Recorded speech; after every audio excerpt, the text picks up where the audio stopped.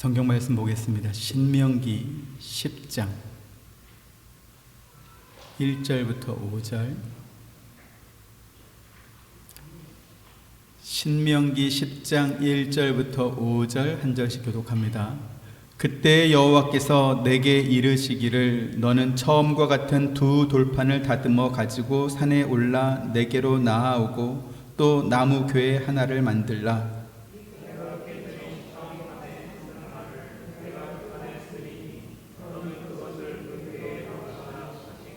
내가 조각목으로 궤를 만들고 처음 것과 같은 돌판 둘을 다듬어 손에 들고 산에 오르매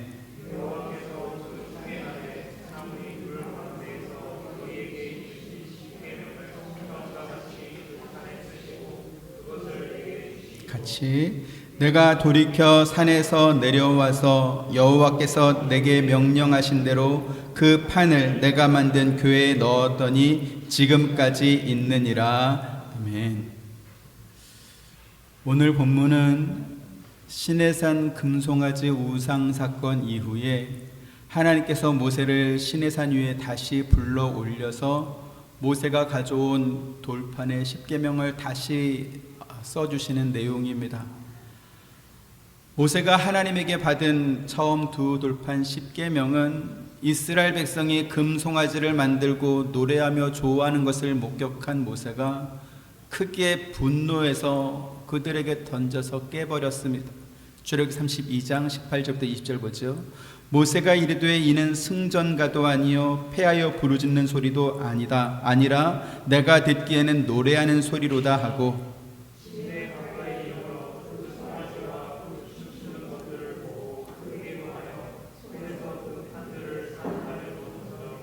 같이 모세가 그들이 만든 송아지를 가져다가 불살라 부수어 가루를 만들어 물에 뿌려 이스라엘 자손에게 마시게 하니라. 네.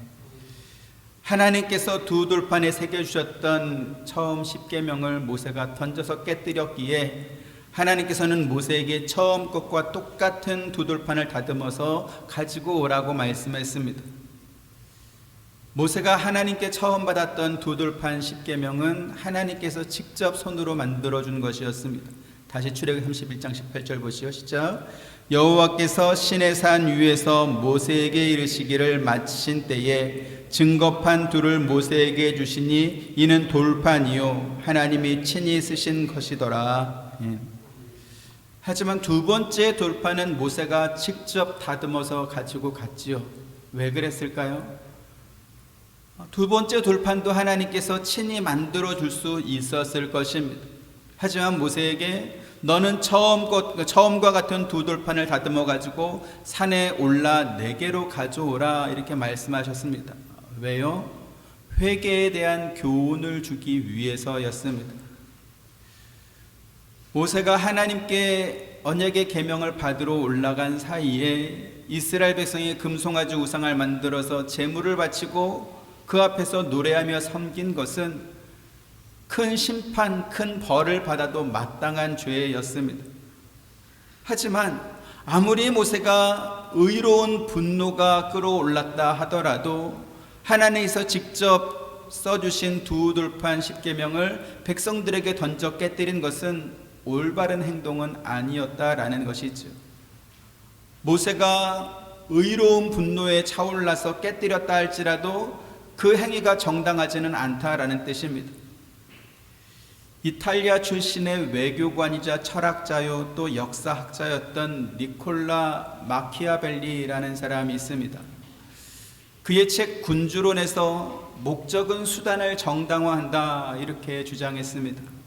목적이 의로우면 과정이 공의롭지 못하도 괜찮다라는 것입니다. 그래서 최대 다수의 최대 행복이라는 결과를 만들어낼 수 있다면 그 과정에서 발생하는 소수의 희생이나 혹은 부도덕한 수단 정도는 허용될 수 있다라고 하는 공리주의를 주장한 것입니다. 더 나아가서 국가의 안위나 혹은 통치자의 권력 유지라는 정의로운 목적을 위해서라면 속임수나 폭력이나 배신 등 수단과 방법을 가리지 않아도 된다 이렇게 주장하기도 했습니다.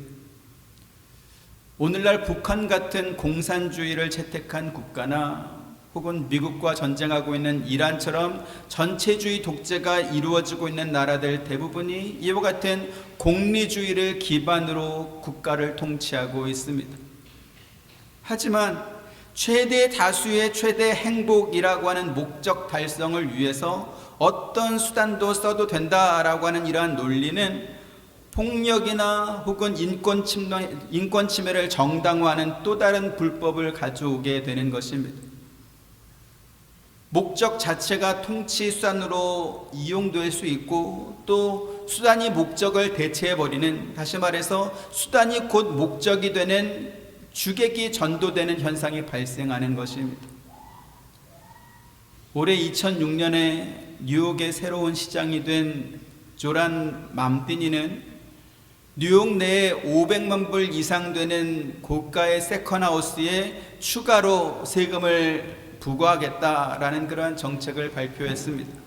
그러면서 세계 최고의 헤지펀드 회사로 손꼽히는 시타델의 최고 경영자인 시미오 켄 그리핀 집 앞에서 그 집이 4천억 정도 한대요. 4천억 달러. 그 펜트하우스 앞에서 그 홍보 영상을 찍었습니다. 자기가 살 집도 아니면서 4천억 불 이상 되는 고가의 그 집을 소유한 이 시타델 회장이 이러한 부도덕한 사람이다 라는 그런 망신주기와 낙인찍기를 한 것입니다. 시타델 회사는 뉴욕시에 가장 많은 세금을 납부한 회사였습니다. 그리고 맘디니가 그 홍보 영상을 찍는 그 시간에 그 기간에 10조 원 규모의 뉴욕 재개발 프로젝트를 진행하고 있었습니다. 그런데 그 홍보 영상이 공개되자 시타델은 그 회사는 이렇게 이제 발표를 하는 거죠. 뉴욕은 사회주의자에게 점령당했다라고 하면서 기업을 환영하는 마이애미로 프로젝트를 옮기겠다 이렇게 선언했습니다. 맘디니가 호기롭게 홍보 영상 찍은 거 그거 하나 때문에 10조 규모의 투자 프로젝트가 없어지고 수만 개의 일자리가 사라져버린 것입니다. 비단 시타델뿐만 아니라 부자를 범죄자로 낙인 찍는 데 질려버린 사람들은 텍사스나 마이애미 같은 사업 운영에 우호적인 그러한 지역으로 기업을 통째로 옮겨가고 있는 중입니다. 공리주의에 기반을 둔 사회주의 정치가 착각하는 것이 바로 이것입니다. 부자를 때리고 부자 것을 빼앗아서 가난한 사람들에게 주면 가난한 사람이 부자가 될 줄 압니다. 하지만 현실은 그 정반대로 벌어지는 거죠. 부자는 떠나버리고 기업은 투자를 줄이거나 혹은 멈춰버리고 일자리가 사라져버립니다. 그리고 마지막에는 세금을 내는 부자들은 없는데 지금까지 받고 있는 혜택은 그대로 다 주고 선거 때 약속한 복지 혜택을 더 달라고 아우성치는 시민들만 남게 되는 것입니다. 이것은 역사와 또 오늘날 세계가 증명하는 것입니다.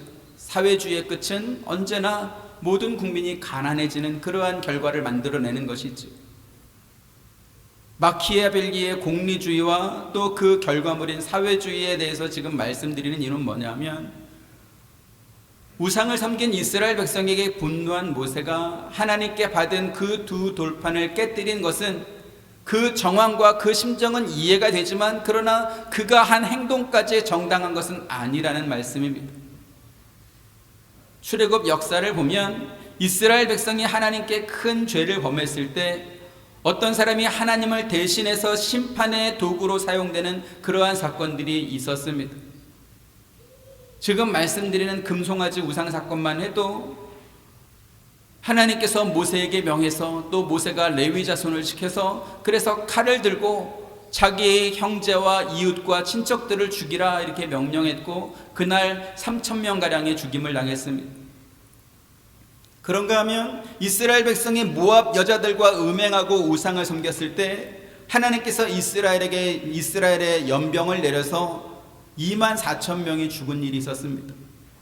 그런데 그런 와중에 연병에 걸려서 그렇게 많은 사람들이 죽어가고 있는 그런 와중에 어떤 이스라엘 남자가 모압 여자를 자기 장막으로 데리고 들어가는 그러한 사건이 벌어진 것입니다. 그러자 아론의 손자 비느하스가 창을 들고 들어가서 그 두 남녀를 죽였습니다. 하나님께서는 비느하스의 그와 같은 행동을 의롭게 여겨서 그에게 영원한 제사장 직분을 줍니다. 민수기 25장 11절부터 13절 봅니다. 제사장 아론의 손자 엘르아살의 아들 비느하스가 내 질투심으로 질투하여 이스라엘 자손 중에서 내 노를 돌이켜서 내 질투심으로 그들을 소멸하지 않게 하였도다.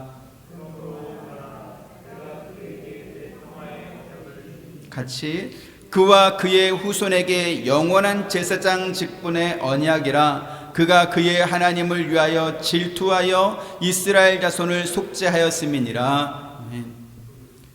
이처럼 성경에는 하나님을 대신해서 죄에 범한 사람을 심판함으로 인해서 하나님의 노를 누그러뜨려서 더 큰 재앙이 백성들에게 임하지 않도록 한 그러한 사람들이 있습니다. 하지만 그럼에도 불구하고 모세가 하나님에게서 받은 두 돌판 언약의 십계명을 백성들에게 던져서 깨뜨린 것은 그가 하나님의 명령을 받아서 한 것이 아니었고 그가 하나님의 마음을 알아서 한 것도 아니었습니다. 그래서 하나님께서는 모세에게 처음과 같은 두 돌판을 다듬어 가지고 산에 올라서 내게로 나아오라 이렇게 말씀하셨던 것입니다. 하나님께서는 모세가 다듬어온 그 두 돌판에 써준 그 십계명을 이스라엘 백성들이 볼 때마다 하나님께서 처음 줬던 그 십계명을 모세가 던져서 깨뜨렸다라는 것을 대대로 기억나게 하신 것입니다. 한 번 던져서 깨뜨린 사람이 두 번은 못 던지겠습니까? 두 번 던진 사람이 그 이상은 못할까요? 언제든지 할 수 있습니다.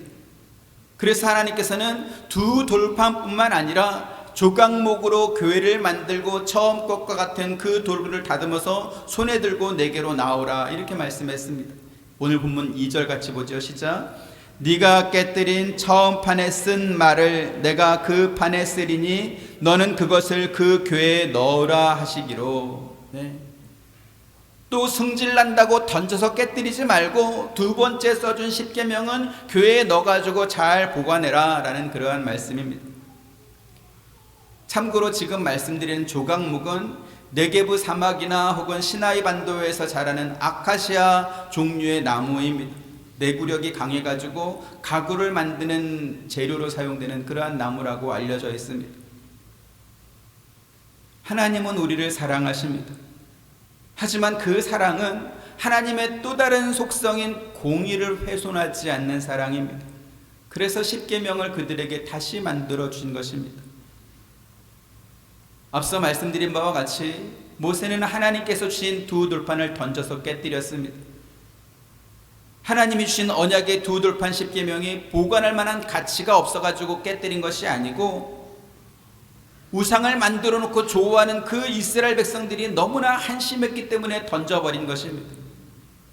마태복음 5장에 예수님께서 산상수훈하시면서 거룩한 것을 개에게 주지 말며 너희 진주를 돼지 앞에 던지지 말라 이렇게 말씀했습니다. 거룩하고 존귀한 가치를 모르는 그와 같은 짐승들이 그것을 물고 뜯고 핥혀가지고 상하게 할 것이기 때문이다 그렇게 또 말씀했습니다. 하나님께 언약의 두 돌판의 십계명을 받아서 내려온 모세의 심정이 바로 그와 같았을 것입니다. 40여를 산꼭대기에서 하나님과 함께 머물면서 받아온 그 언약의 돌판이 자기들 손으로 우상을 만들어 놓고 절하며 섬기는 그러한 사람들에게 무슨 의미가 있을까? 그러한 생각이 들지 않았겠습니까? 법이란 것이 그렇습니다. 수영으로 비교해서 말씀을 좀 드리면 수영은요 사람이 물에 빠지기 전에 가르쳐줘야 의미가 있지 이미 빠져가지고 익사 직전이면 수영 가르치는 것은 아무런 소용이 없습니다. 지금 물에 빠져가지고 숨이 꼴딱꼴딱 넘어가는데 음파 해보세요. 그거 되겠습니까? 몸에 힘을 빼고 뒤로 누워보세요. 그럼 몸이 뜹니다. 그거 말해주면 그게 되겠습니까? 그거는 수영을 배우러 온 사람한테 수영 강사가 발이 땅에 닿는 수영장에서 이렇게 물에 대한 공포심을 누그러뜨리기 위해서 이렇게 어차피 발이 땅바닥에 닿아 있으니까 들어갔다 나왔다 음파 한번 해보세요. 그리고 또 뒤로 누워보세요. 제가 머리 잡아줄게요. 그러면서 가르쳐 주는 것이지 익사 직전의 사람에게는 그것이 소용없다라는 것입니다. 법도 마찬가지입니다. 사람들이 죄를 범하기 전에 법을 만들고 선포해서 그 법을 지키게 해야 의미가 있는 것이지, 모든 사람이 익숙하게 죄를 범하고 있다면 그 뒤에 만들어진 법은 지키기도 어려울 뿐더러 법을 제정한 효과도 떨어질 것입니다. 앞서 말씀드린 뉴욕시는 신호등을 무시하고 무단횡단을 해도 처벌하지 않는 그러한 새로운 법을 만들었습니다. 모든 사람이 지키지 않으니까 그냥 아예 그 법을 없애버린 것이지. 자, 그러면 이스라엘 백성도 하나님께서 법을 만들어주기 전에 우상을 섬겼으니까, 말하자면 법을 만들어줘도 안 지킬 게 뻔하니까 그냥 하나님이 포기해버렸을까요? 이스라엘 백성들에게 실망한 모세는 그럴 수 있습니다. 그래서 십계명을 던져서 깨뜨린 거지. 하지만 하나님은 그럴 수 없습니다. 왜요? 그들은 하나님께서 당신의 모양과 형상을 따라 만든 자기 백성이기 때문에 그렇습니다. 그래서 하나님께서 이스라엘 백성들을 위해서 두 번째 돌판을 새로 만들어 주시는 것입니다. 그것도 조각목으로 만든 그 교회 안에 넣어가지고 보관하도록 해서 하나님께서 주신 그 언약의 법이 이스라엘 백성들이 지켜야 될 영원한 법임을 분명하게 가르쳐 주셨던 것입니다. 그리고 이것은 하나님께서 이스라엘 백성을 절대로 포기하지 않는다라는 그러한 징표이기도 합니다. 그래서 은혜인 거지. 만약에 하나님께서 죄범한 이스라엘 백성을 멸하기로 작정했다면 모세에게 그렇게 두 돌판을 손으로 다듬어서 가져오라 이렇게 말하고 거기에다가 십계명을 또 써줄 이유가 없습니다. 어차피 멸해버리면 끝날 건데. 모세가 처음 받아온 그 십계명은 이스라엘 백성들에게 공포되기 전에 이미 깨져버렸습니다. 모세가 하나님과 함께했던 그 40일간 어떤 일이 있었는지 우리는 알지 못합니다. 하지만 분명한 것은 하나님께서 이스라엘 백성들을 너무나 사랑한다라는 사실을 모세는 분명히 알았을 것입니다. 그런데 그 시간에 이스라엘 백성은 산 밑에서 그 하나님의 사랑을 배신하고 우상을 만들어 섬겼습니다. 그러니 하나님의 사랑이 담긴 그 십계명을 어떻게 그들에게 주겠습니까? 이미 배신해 버렸는데요. 그런 면에서 모세가 이스라엘 백성들에게 그 언약의 두 돌판을 던져서 깨뜨린 것은 인간적으로 이해되는 면이 있습니다. 그들에 대한 실망이 얼마나 컸을까요? 하지만 하나님은 모세와 같을 수 없습니다. 왜요? 그들이 자기 백성이기 때문에 그렇습니다. 그런데 여기서 우리가 알아야 할 일이 있습니다. 하나님께서 죄범한 이스라엘 백성을 멸하지 않으시고 그들에게 두 돌판에 똑같은 십계명을 써주신 것은 하나님의 크신 사랑이고 또한 은혜라 할 것입니다. 하지만 그래서 그 사랑과 그 은혜를 받은 이스라엘 백성이 그 후로도 자기 마음대로 살아도 되냐? 그건 아니라는 것입니다. 하나님께서 이스라엘 백성이 범죄했음에도 불구하고 그들에게 똑같은 십계명을 다시 기록해 주신 것은 그들을 거룩한 당신의 백성으로 만들기 위함이었기 때문에 그렇습니다. 무슨 죄를 범해도 다 오냐 하고 받아주고 넘어가 주겠다, 그러한 뜻이 아니라는 것입니다. 만약에 그렇다면 십계명을 써줄 이유가 뭐 있겠습니까? 어차피 용서해주고 다 넘어갈 건데요. 뉴욕시가 무단횡단하는 사람들이 너무나 많다 보니까 그에 관한 어떤 처벌 조항을 삭제한 것처럼 하나님도 그냥 조건 없이 다 용서할 것이라고 한다면 법을 다시 만들어줄 이유가 전혀 없는 것입니다. 그런데 오늘날 신앙생활하는 성도들이 이 하나님의 사랑을 잘 모릅니다. 오해하고 있습니다. 죄인을 용서하신 하나님의 사랑을 너무나 감성적으로만 이해해서 하나님 앞에 나와서 회개하고 눈물 흘리는 것으로 신앙적 책임을 다했다, 의무를 다했다, 이렇게 생각하는 것입니다. 방언으로 기도하고 통성으로 기도하면서 눈이 붓도록 울고 목이 쉬고 가슴 후련하게 기도했더니 하나님께서 은혜를 많이 주셨다, 그렇게 생각하고 집에 가는 것입니다. 그런데요, 울며 기도하고 마음의 깊은 감동과 은혜를 받은 것이 전부가 아닙니다. 하나님께서 죄범한 이스라엘 백성을 용서하시고 그들에게 모세가 가져온 두 돌판에 똑같은 십계명을 써주신 것은 그렇게 용서받아서 울며 감동하라고 준 것이 아니고 이후로는 다시는 죄 범하지 말고 하나님의 백성답게 거룩한 삶을 살라고 주신 것이었기 때문에 그렇습니다. 로마서 3장 23절부터 25절 보죠. 모든 사람이 죄를 범하였음에 하나님의 영광에 이르지 못하더니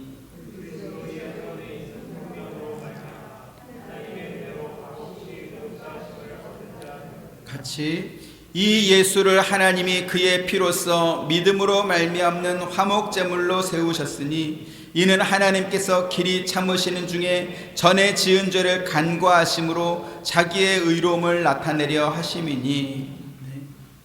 지금 이 로마서 말씀을 오늘 본문과 연결해서 보면 모든 이스라엘 백성이 죄를 범했습니다. 그들은 하나님의 영광에 이르지 못했을 뿐만 아니라 오히려 하나님의 거룩하심과 그분께서 그들에게 베푸신 사랑을 배신하고 반역하는 그러한 죄를 범한 사람들입니다. 그래서 그들은 자기들이 범한 그 죄에 따른 벌을 받아야 마땅합니다. 하지만 하나님께서는 한없는 의대로 그들을 용서해 주시고 또 모세가 다듬어 가지고 온 그 두 돌판에 처음과 똑같은 십계명을 다시 써주셨습니다. 자, 그러면 하나님께서 십계명을 다시 써주셨으니 그 전에 그들이 범한 죄는 없는 것이 되는 것입니까? 그렇지 않습니다. 하나님께서 그들이 범한 죄를 길이 참으시고 지나쳐 주신 것이지 그들이 범한 죄는 여전히 남아있다라는 것이지. 그래서 화목제물이 필요한 것입니다. 하나님께서 그리스도 예수의 피를 죄에서 구원하는 제물로 삼으셨다라고 말씀했습니다. 죄범한 그들이 자기들의 죄를 스스로 책임질 수 없기 때문에 그렇습니다. 죄범한 그들이 하나님과 화목했던 그 관계를 회복할 수 있는 유일한 방법이 뭡니까? 하나님께서 화목제물로 삼으신 예수 그리스도를 믿는 것입니다. 신명기 말씀을 설명하면서 왜 예수님을 이렇게 말씀드리죠? 하나님께서 모세에게 다시 써주신 그 십계명이 바로 예수 그리스도를 상징하기 때문에 그렇습니다. 어떤 면에서 십계명이 예수 그리스도를 상징합니까? 하나님을 배신하고 우상을 섬긴 이스라엘 백성은 그들 스스로 죄의 문제를 해결할 수 없습니다. 하나님께서 죄범한 그들을 진멸하셔도 그들은 변명조차 할 수 없는 그러한 사람들이었다는 것이지. 하지만 하나님께서 그들의 죄를 길이 참아주시고 간과하심으로 하나님의 하나님 되심 곧 하나님의 의로우심을 나타내신 것입니다. 그러면 하나님의 길이 참으시는 은혜를 받은 그들은 이제 어떻게 살아야 되겠습니까? 하나님께서 주신 언약의 두 돌판 십계명과 또 율법을 지키면서 거룩한 하나님의 백성답게 살아야 되는 것입니다. 그들이 자기들이 범한 죄를 용서하신 하나님의 은혜를 받았다라는 사실을 하나님께서 다시 써주신 십계명과 율법을 그들의 삶에서 지켜내면서 스스로 증명하게 하신 것이었습니다.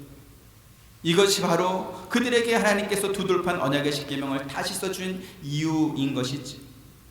자, 그러면 구약의 백성은 그렇다 치고 신약의 우리는 어떻게 살아야 되겠습니까? 로마서 3장 26절부터 31절 또 보죠. 곧 이때에 자기의 의로우심을 나타내사 자기도 의로우시며 또한 예수 믿는 자를 의롭다 하려 하심이라.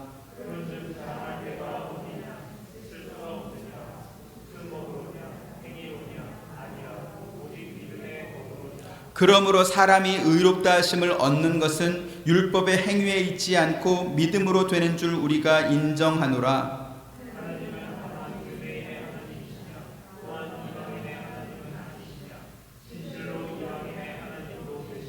할례자도 믿음으로 말미암아 또한 무할례자도 믿음으로 말미암아 의롭다 하실 하나님은 한 분이시니라.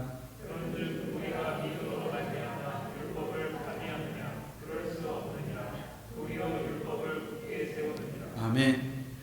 하나님께서 죄 범한 구약 이스라엘 백성에게 두 돌판 언약의 십계명을 주심으로 당신의 의로우심을 나타내셨다면 신약의 우리에게는 예수 그리스도를 주셨다라고 했습니다. 구약 이스라엘 백성이 하나님께서 주신 그 십계명과 율법을 지키면서 자기들이 죄의 용서의 은혜를 받은 사람임을 확인하고 그리고 거룩한 백성으로 사는 훈련과 연습을 했다면 신약의 우리는 예수 그리스도로 말미암아 죄의 용서의 은혜를 받았음을 확인하는 것입니다.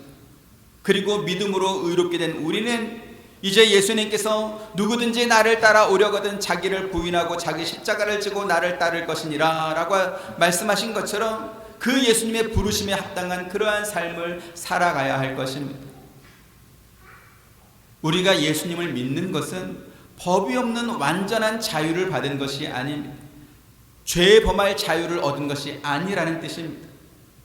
우리가 예수님을 믿어야 되는 이유가 무엇입니까? 우리가 범한 죄에 대한 책임을 우리 스스로 감당할 수 없기 때문에 믿어야 되는 것입니다.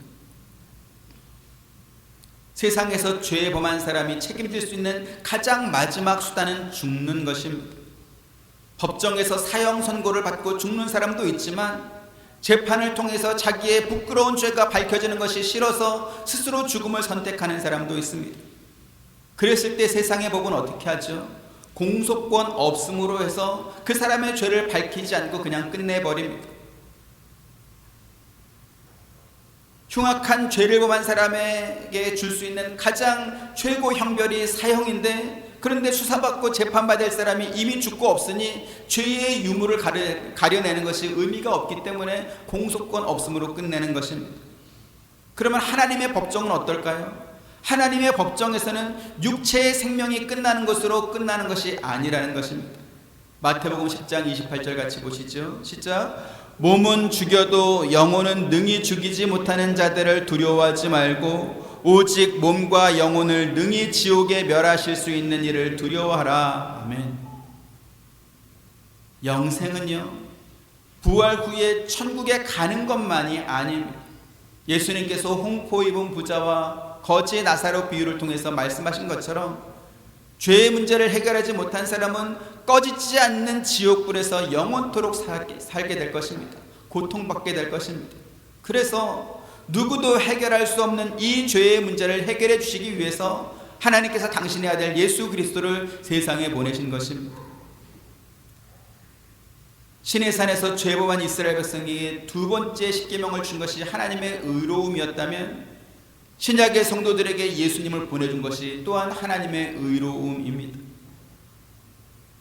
그런데요, 하나님만 의로우시면 되는 것이 아니고 우리도 의로워야 합니다. 하나님은 원래 의로우신 분입니다. 그러니까 거기에 뭘 더할 것도 없습니다. 하지만 우리는 아니지요. 우리 중 누구도 의로운 사람이 없습니다. 오히려 로마서 말씀처럼 모든 사람이 죄를 범했기 때문에 하나님의 영광에 이르지 못합니다. 그러면 우리는 어떻게 의로워질 수 있습니까? 로마서 3장에서 또한 예수 믿는 자를 의롭다 하려 하심이라 라고 말씀했으니까 예수를 믿음으로 말미암아 우리가 의로워지는 것입니다. 하지만 사람들은 말합니다. 왜 꼭 예수만 믿으라고 말하냐? 왜 다른 종교가 믿는 신들은 아니라고 말하냐? 왜 너희 기독교는 다른 종교들과 화합하지 못하고 그렇게 독선적이냐? 이렇게 따져 묻습니다. 그런데요, 사람들이 아무리 항의하고 손가락질하고 비웃더라도 우리는 마음씨 착한 척하면서 그들과 타협하거나 그들에게 양보할 수가 없습니다. 왜요? 우리에게는 그러한 권한이 없기 때문에 그렇습니다. 자, 그러면 예수만 믿으면 의롭게 된다라고 말했으니까 우리는 예수 믿었다는 명분만 있으면 이전에 우리가 살던 그 방식 그대로 똑같이 살아도 되는 것일까요? 로마서 말씀은 우리가 믿음으로 말미암아 율법을 파기하느냐? 그럴 수 없느니라. 도리어 율법을 굳게 세우느니라 라고 말했습니다. 우리가 믿음으로 말미암아 구원받았다라는 것은 예배드리고 기도하고 찬송하면서 감격하고 마음의 위로와 평안을 누리고 은혜 받았다고 그렇게 좋아하는 것만이 아니라는 것입니다. 로마서 말씀에서 확인하는 바와 같이 믿음은 율법을 파기할 수 없다고 했습니다. 도리어 율법을 굳게 세운다라고 했습니다. 무슨 뜻입니까? 우리의 삶이 변한 것으로 나타나야 된다라는 것입니다. 우리의 인격과 전 존재가 우리에게 허락하신 그 삶의 모든 여정 속에서 이전에 예수 믿기 전과 다른 사람으로 변화해야 된다라는 것이죠. 어떻게 해요? 율법 안에서 변화되어야 되는 것입니다. 로마서 8장 3절 4절 보시죠. 율법이 육신으로 말미암아 연약하여 할 수 없는 그것을 하나님은 하시나니 곧 죄로 말미암아 자기 아들을 죄 있는 육신의 모양으로 보내어 육신의 죄를 정하사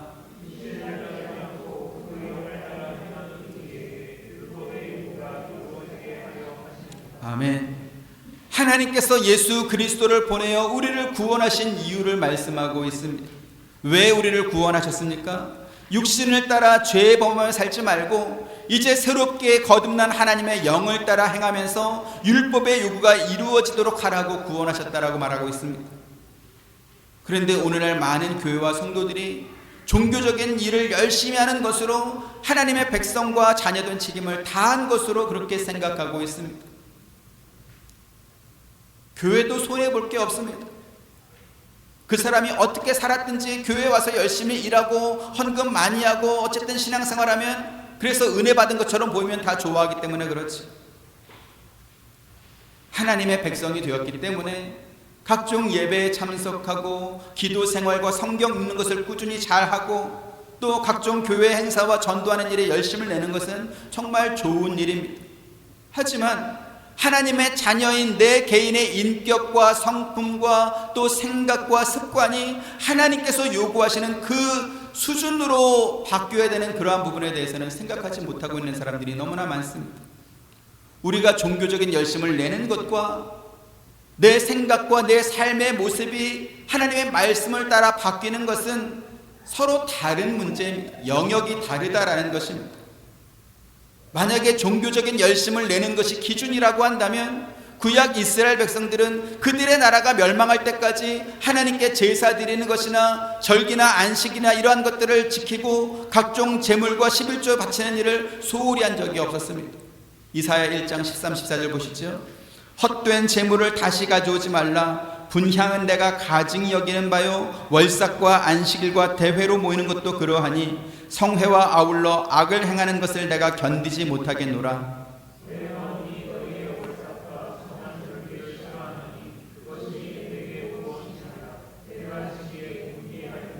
네, 북이스라엘과 유다 나라가 멸망한 것은 그들이 하나님께 제물을 바치지 않았다거나 혹은 그들이 절기나 안식일을 지키지 않아서 멸망한 것이 아닙니다. 그들이 무질서하고 방종한 삶을 살았고 마치 법 없는 자처럼 그렇게 살았기 때문에 멸망한 것입니다. 계속해서 16, 17절도 보시죠. 너희는 스스로 씻으며 스스로 깨끗하게 하여 내 목전에서 너희 악한 행실을 버리고 행악을 그치고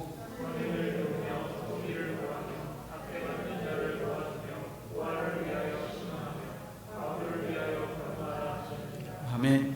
이 말이 무슨 뜻입니까? 앞서 살펴본 말씀처럼 그들이 종교적인 열심을 정말 잘했지만 그러나 그들의 삶에서는 하나님 앞에서 악을 행하며 살았다라는 그러한 뜻입니다.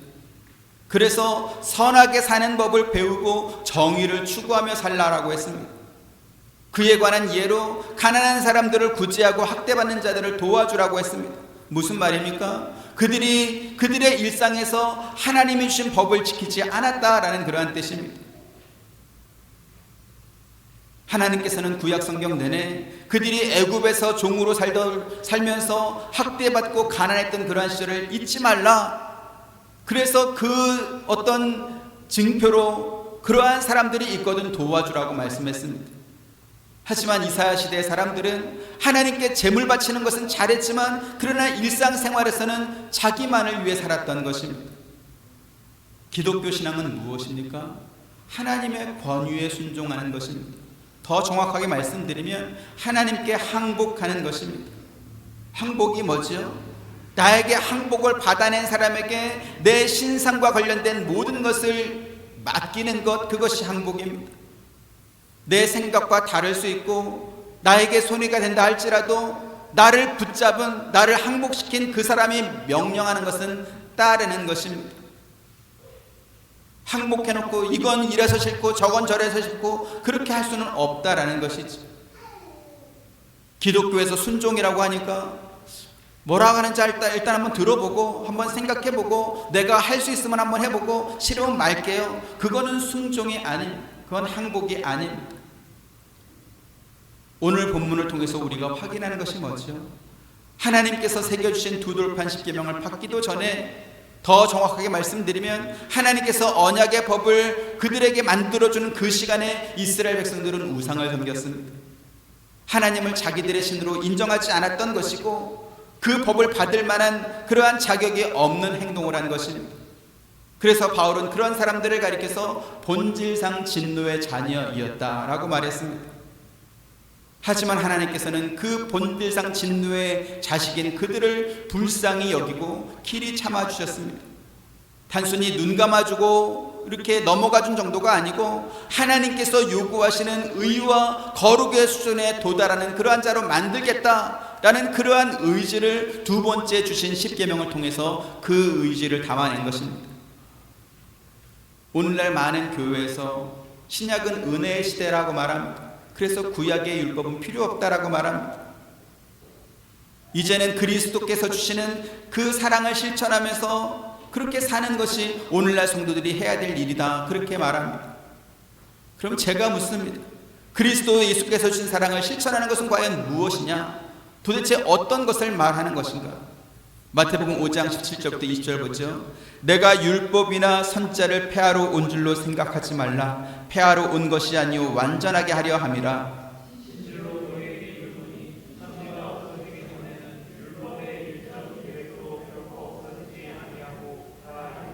그러므로 누구든지 이 계명 중에 지극히 작은 것 하나라도 버리고 또 그같이 사람을 가르치는 자는 천국에서 지극히 작다 일컬음을 받을 것이요 누구든지 이를 행하며 가르치는 자는 천국에서 크다 일컬음을 받으리라.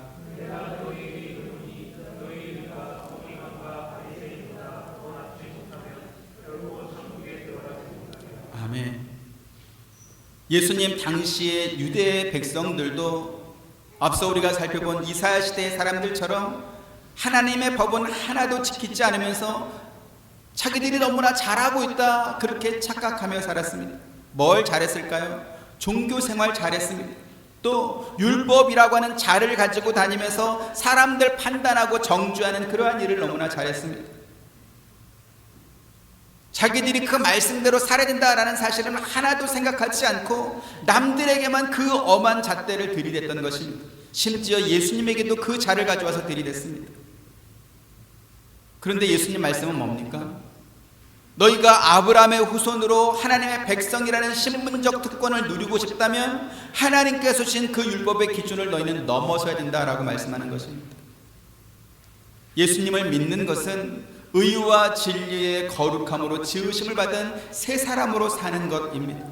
그게 아니라고 한다면 기독교 신앙은 십자가 목걸이 달고 다니는 것과 같은 그러한 치장에 불과하게 되는 것입니다. 저희가 남아공에 선교를 갈 때 교단이나 교회에 파송을 받고 간 것이 아니었습니다. 그렇다고 개인 후원할 사람을 또 만들어 놓고 간 것이 아니었습니다. 하나님께서 선교의 마음을 주셨기 때문에 집사람 퇴직금과 모아놓은 적금과 또 결혼 반지와 애들 돌반지 이런 거 팔아가지고 그래서 들어갔습니다. 저희가 재정적으로 아무것도 준비되지 않은 상태에서 선교를 왔다라고 하는 그 사실을 들은 그 선교사님들이 저에게 그런 말을 했습니다. 유학생을 받아서 홈스테이를 하세요. 목사님 교회나 혹은 친척이나 친구나 이렇게 유학 오고 싶은 사람들 몇 명만 받으면 안정적으로 생활하면서 선교를 할 수 있습니다. 그러면서 홈스테이를 권면했습니다. 실제로 많은 선교사님들이 그렇게 선교를 시작하기도 합니다. 해외 유학을 원하는 가족이나 친척이나 교회나 아는 사람들을 자녀를 이렇게 뒷바라지 해주면서 그러면서 생활비를 벌고 그리고 그것으로 안정적으로 선교를 하는 것이죠. 그런데요, 앞서도 말씀드린 바와 같이 의도와 목적이 좋다고 해서 결과까지 언제나 좋은 것은 아닙니다. 그렇게 맡겨진 자녀들이 함께 거주하는 선교사님과 또 그 가족을 보면서 실망하기도 하고 때에 따라서는 기독교 신앙을 저버리게 되는 그러한 이유가 되기도 하기 때문에 그렇습니다. 그래서 저는 어떻게 했을까요? 하나님께서 선교사로 보내셨다면 생활비도 보내줄 것이다 라고 믿고 그냥 사역하는 일만 했습니다. 만약에 생활비가 없어서 선교를 못한다 그러면 하나님의 뜻이 아닌 줄 알고 접고 돌아가야 된다 이렇게 생각했던 것입니다. 사랑해서 결혼한 부부도 의견이 맞지 않을 때가 있습니다. 내 배로 낳은 자식도 부모가 하는 말이 마음에 들지 않아서 상처가 될 수 있습니다. 하물며 남이겠습니까? 아무리 좋은 의도로 말을 해도 오해가 될 수 있고 상처가 될 수도 있습니다. 가까이에서 본 산은 아름답지 않습니다. 무엇보다도요, 차마 입으로 옮길 수 없는 그러한 사건 사고가 너무나 빈번하게 발생하기도 하는 것입니다. 꼭 그런 사례를 예로 들지 않는다 할지라도 우리 주변에도 그런 사람들 있지 않습니까? 제가 여러 번 말씀을 드렸지만 모르는 사람을 만났을 때 교회에서 받은 직분으로 자기를 증명하는 그러한 사람이 있다면 그런 사람과는 중요한 약속을 하지 마시기 바랍니다. 특히 돈과 관련된 거래나 혹은 신용이 요구되는 그러한 약속은 더더욱 하지 마시길 바랍니다. 그 사람이 내세울 수 있는 것은 오직 교회에서 받은 그 직분뿐이기 때문에 그렇습니다. 예수님 당시의 유대인들은 아브라함의 후손이라고 하는 혈통적 정통성이 있었습니다. 또 그들은 하나님께서 그들에게 주신 율법을 받았다라고 하는 그러한 정당성도 있었습니다. 하지만 교회에서 받은 직분은 교회 바깥에서 그 어떤 정당성도 증명해 주지 못합니다. 오직 그 사람이 출석하고 있는 그 교회 안에서만 인정될 뿐입니다. 에베소 4장 23절 24절 보시죠. 우리가 다 하나님의 아들을 믿는 것과 아는 일에 하나가 되어 온전한 사람을 이루어 그리스도의 장성한 분량이 충만한 데까지 이르리니